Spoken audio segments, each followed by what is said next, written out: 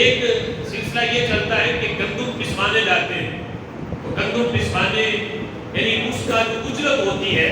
وہ بھی یہ طے پاتی ہے کہ اس پسوائی کے اندر سے ہی من کا 1 کلو یا 1.5 کلو یا 2 کلو آٹا جو ہے اس کے اندر سے ہی کاٹی جائے گی۔ یہ صورت بھی ناجائز ہے، جائز نہیں۔ اس کے ساتھ اجرت طے کی جائے پیسوں کے ساتھ کہ تم نے ایک من گندم پیسنی ہے، اس کی تم اتنی اجرت لو گے، 100 روپے یا 200 روپے جتنی بھی طے پائی جائے، اس کے ساتھ پیسوں میں اجرت طے کریں۔ پیسوں میں اجرت طے ہو گئی، اس کی میں جائز صورت بتا رہا ہوں۔ پھر جب آپ آٹا لینے کے لیے آئیں، اجرت طے ہوئی تھی 200 روپے، اب آپ کہہ سکتے ہیں کہ یہ 200 روپے جو اجرت طے ہوئی تھی وہ 200 میں تمہیں نہیں دوں گا، اس کے عوض تم میرے آٹے میں سے آٹا نکالو۔ تو یہ صورت تو جائز ہے،